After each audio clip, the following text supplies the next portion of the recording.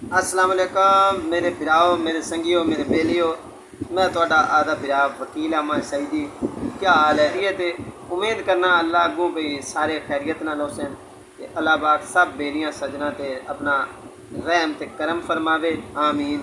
बेलियो अज दा जेहड़ा टॉपिक है वो ये बई बहुत सारे सज्जन आते हैं बई असां रिसीवर दे विच सानू टीपी पावन दा बल नहीं आंदा ते अज दी वीडियो दे विच मैं तुहानू ओदी टीपी गतां दा तरीका जिहड़ा दस्सण दी कोशिश करसां। ते वीडियो दे विच अगे वधण तो पहलां तुहाडे अगे गुजारिश होसी भी तुसीं आदे इस मुनफरद पंजाबी यूट्यूब चैनल नू सबसक्राइब नहीं कीता ते सबसक्राइब कर लईसो ते नाल जिहड़ी लगी हुंदी टल्ली उहनू भी वजा लईसो तां जो आवन वालियां नवीआं तो नवीआं जिहड़ियां वीडियो मैं अपलोड करदा वो तुहाडे ताईं सब तो पहलां जिहड़ियां वो पहुंच जावन। तो चलने हैं मुड़ वीडियो वाले पासे ते तुहानू अज दी डिटेल देने हैं।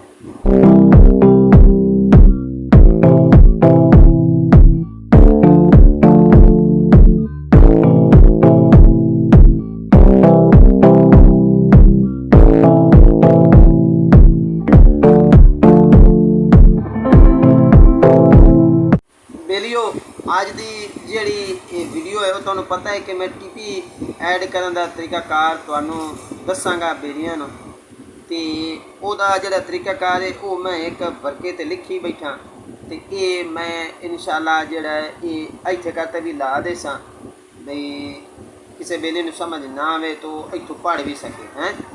तो सब तो पहला मैं तुहानू दसां भी तुसीं करना की है तो वीडियो जो मुकम्मल लिखिया है ये नौज विचारे छड़ दिया तो मुड़ हट तो मैंने उधर मैसेज की खेले हुआ है व्हाट्सएप पर मैसेज उसल किया करो जिसे तुहानू इंतहाई शदीद मजबूरी हो जो दूए बेली जेड़े शुदे मैसेज करते हैं वो वेले ना रह जाए और तुहानू पता मैं ही बंदा है तो मैसेज का जवाब देना जरा मुश्किल हो जाती है। तो चलो फिर अज की वीडियो शुरू करने हैं। वीडियो सब तो पहला तुसी आदे रिमोट के उत्तों मैन्यू वाला बटन नपना है।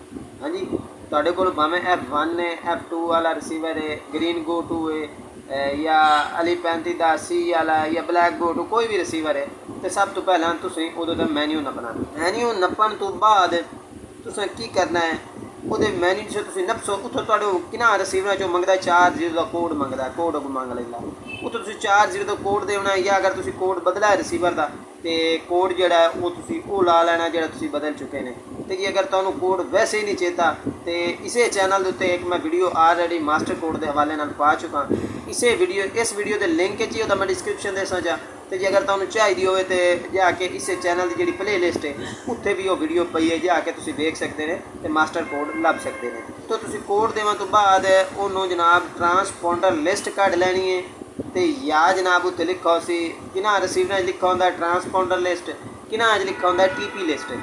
तो अगर इन्हें जेड़ा लिखा है मिसाल तुहाडे कोल GX 405 का रिसीवर है आओ तो हेठा लुपियां वाला तो वो होंदा टीपी लिस्ट ठीक है उन्होंने तुसीं ओके कर लेना ठीक है जी। ओके करने तो बाद कि तुसीं उत्थे टीपी ऐड करनी है। एक गल का ध्यान रखा है भी अगर तुसीं जिहड़ी सैटेलाइट की टीपी पाते पे हो तुसीं उह सैटेलाइट उतां यानी कि सिलेक्ट कर लैनी है ओके कर लेना उस सैटेलाइट में क्योंकि पहला फंक्शन उसी उत्ते सब तो उत्ते सैटेलाइट लिखी होंगी भी केड़ी सैटेलाइट है जी जे उत्ते सैटेलाइट आ जाती भी यह सैटेलाइट तुसीं ऐड करते पे तुसीं उत्ते सैटेलाइट जरूर बदल लैनी जिहड़ी सैटेलाइट की अगर बिलफल तुसीं एशिया सैट की पाते पे टीपी तो उत्ते एशिया सैट जरूर कर लवे ठीक है जी।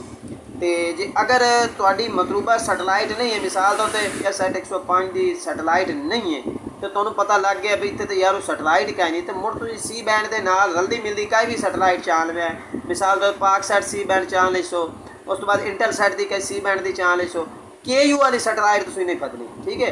अगर तुसीं KU नहीं फसो तो अद्धे चैनल कोई नहीं आने ये सिलेक्ट करने तो बाद हुण वाली जिहड़ी गल है वो मेरी गौर नाल सुन लवे ते हुण तुसीं TV स्क्रीन ते निगे रखनी है ठीक है जी।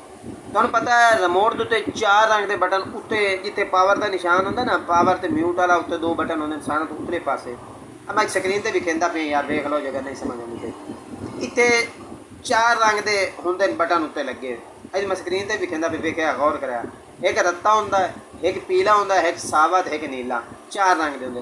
हुण जिसे तुसीं सैटेलाइट सिलेक्ट कर लईसो हुण स्क्रीन के थले 4 नुकते आने शुरू हो जाते वो भी उहे 4 बटना के नुकते होंगे यानी रत्ता सावा नीला ते पीला ਹੁਣ ਉਹ ਤੁਹਾਨੂੰ ਅੱਗੋਂ ਰਿਸੀਵਰ ਆਖ ਸੀ ਬਈ ਟੀਪੀ ਐਡ ਕਰਨ ਵਾਸਤੇ ਇਸ ਰੰਗ ਦਾ ਬਟਨ ਨੱਪੋ, ਤੁਸੀਂ ਉਹ ਰੰਗ ਦਾ ਬਟਨ ਨੱਪ ਦੇਣਾ। ਮਿਸਾਲ ਦੇ ਤੌਰ ਤੇ ਤੁਹਾਨੂੰ ਆਉਂਦਾ ਬਈ ਤੁਸੀਂ ਟੀਪੀ ਐਡ ਕਰਨ ਵਾਸਤੇ ਨੀਲੇ ਰੰਗ ਦਾ ਬਟਨ ਨੱਪੋ, ਤੇ ਤੁਸੀਂ ਆਦੇ ਰਿਮੋਟ ਤੋਂ ਨੀਲੇ ਰੰਗ ਦਾ ਬਟਨ ਜਿਹੜਾ ਨਾ ਉੱਤੇ ਲਿਖੀ ਤੇ ਉਸੇ ਨਾ ਟੀਵੀ ਤੇ ਐਡ ਟੀਪੀ, ਥੱਲੇ ਅਸੀਂ ਨੀਲੇ ਰੰਗ ਦਾ ਬਟਨ, ਬਈ ਟੀਪੀ ਐਡ ਕਰਨ ਵਾਸਤੇ ਤੁਸੀਂ ਨੀਲੇ ਰੰਗ ਦਾ ਬਟਨ ਨੱਪੋ। ਤੁਸੀਂ ਆਦੇ ਰਿਮੋਟ ਤੋਂ ਜਨਾਬ ਜਿਹੜਾ ਨਾ ਨੀਲੇ ਰੰਗ ਦਾ ਬਟਨ ਜਿਹੜਾ ਉਹ ਨੱਪ ਲੈਣਾ। ਉੱਥੇ ਤੁਸੀਂ ਆਦੀ ਟੀਪੀ ਜਿਹੜੀ ਉਹ ਹਿੰਸੇ ਜਿਹੜੇ ਹਿੰਸੇ ਤੁਹਾਡੇ ਉਸ ਟੀਪੀ ਦੇ ਉਹ ਤੁਸੀਂ ਉੱਤੇ ਲਿਖਣੇ।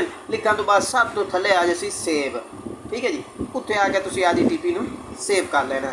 ਸੇਵ ਕਰਨ ਤੋਂ ਬਾਅਦ ਹੁਣ ਅਗਲਾ ਮਰਲਾ ਆ ਜਾਂਦਾ ਹੈ ਕਿ ਤੁਸੀਂ ਉਹਨੂੰ ਸਕੈਨ ਕਿਵੇਂ ਕਰਨਾ ਹੈ।